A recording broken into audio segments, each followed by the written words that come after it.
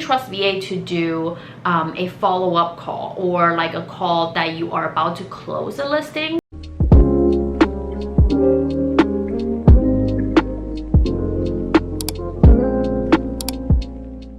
Hi guys, welcome back to my channel. This is Luna over here.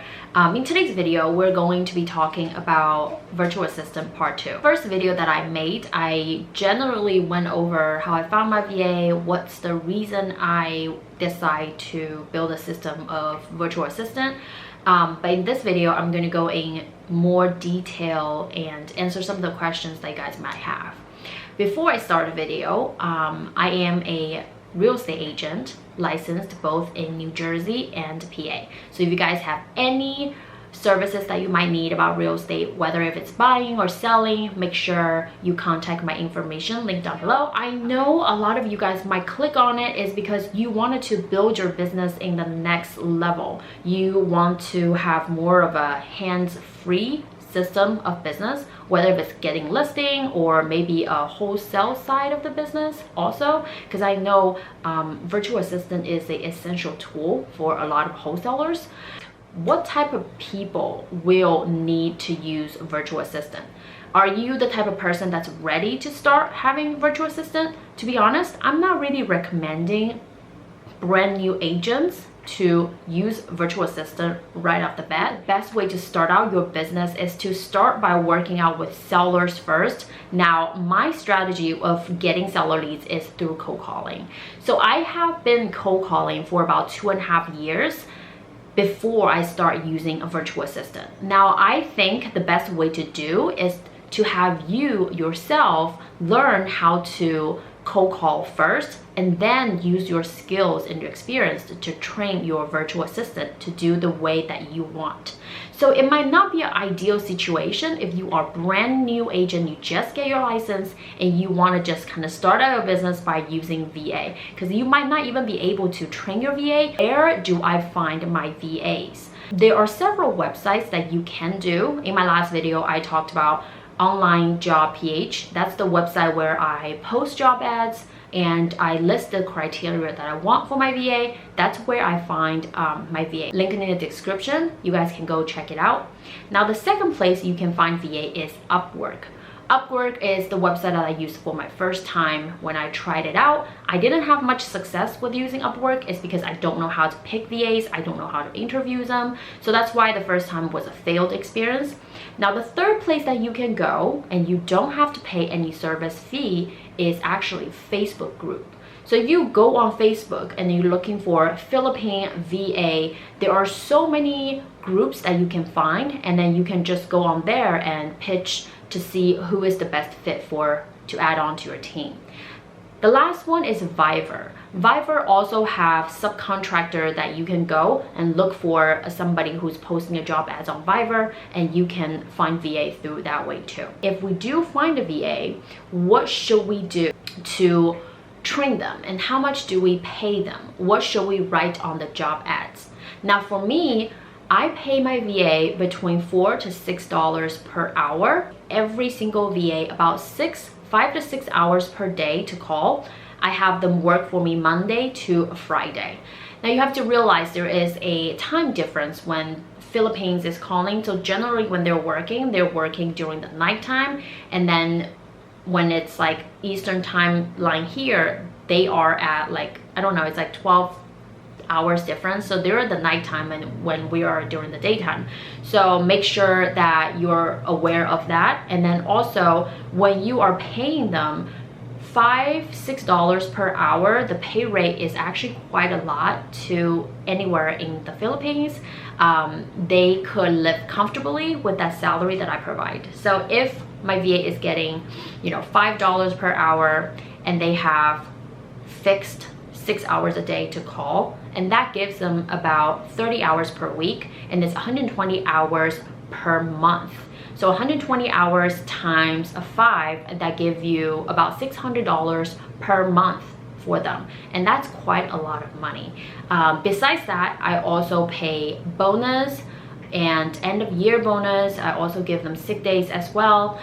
So there are things that I do to kind of attract my VA to work for me.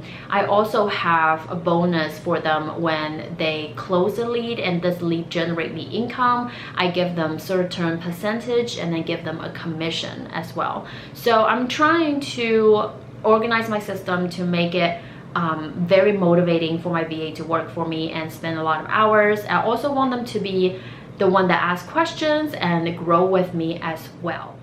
How do I train my VAs and how do I train them to pre-qual seller leads? And that's essentially the same when I talked about it in my own video. Like usually I have my VA ask them like, do you know where you're moving to? And if it's an investment property you're selling it, do you know where you are planning to move the proceed? Where's the proceed going? Is this a retirement situation, or is this, you know, you're using it to pay down your debt, or you're using this proceed to add on to another investment? So these are the questions that I have and gathered from last video. The pro is it's very inexpensive and it's reliable because Filipinos, from my experience with working with the VA, and these ladies are the most hardworking people that I have encountered, so I really enjoy working with my VA. And then also they're very patient, they're very experienced. So the two ladies that I initially interviewed, and it was on my team still, they have several years of customer service and they've worked with wholesalers before, they've worked with real estate agents before. So general question and the general idea, they already have it and they know how to go ahead and ask questions. They're very patient, very kind. Their English is also really good. They also follow the steps. So if you have your own design system, you list the steps, they will follow it. Now the cons about using virtual assistant from the Philippines is, number one, there is the culture difference. So they're not going to be understanding what we are going through here in America. They're not understanding like different holidays, different culture. So it might be harder for them to start picking up on small talks. I wouldn't trust VA to do a follow-up call or like a call that you are about to close a listing. I would definitely take over that follow-up call or actually go to the listing in person by myself. I wouldn't, you know, kind of hands off that part of business to the VA because they wouldn't understand what the seller is going through, and because they haven't lived in the States, there are a lot of small details that they might not understand. And the second con is they do have a little bit of an accent. I think I have accent too, but you know, they might have a little bit more of accent. The third is accountability. Like, I'm not saying that they're being lazy. It's more so sometimes in the Philippines there are earthquakes, there are Wi-Fi connections, there's the time difference. Sometimes it makes it hard for the VA to kind of be present for work. So there are a few times, you know, a couple of my VAs kind of just call off sick or they call off work literally like the couple hours before they're about to dial or about to make calls. So that's number three. And the last one is pre-qualification. I do train them to ask certain questions with the program, the system that I designed, but sometimes they still kind of fail in following all the way through. For instance, at the very beginning, they will make a simple mistake, like this person is interested about selling their house, but it is pending, they have an agent. And then when I ask them, I'm like, if they already have an agent, what's the point of me calling the prospect? You know, the prospect is already listed.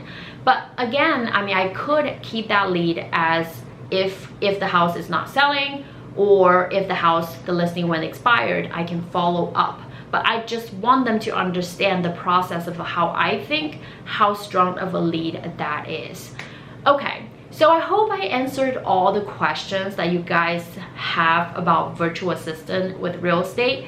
If you have any other suggestions about the video that I can make, leave a comment down below. If you watch until this far, make sure you comment fortune cookies. Thank you so much, you guys, for watching, and I will see you in the next video. Bye.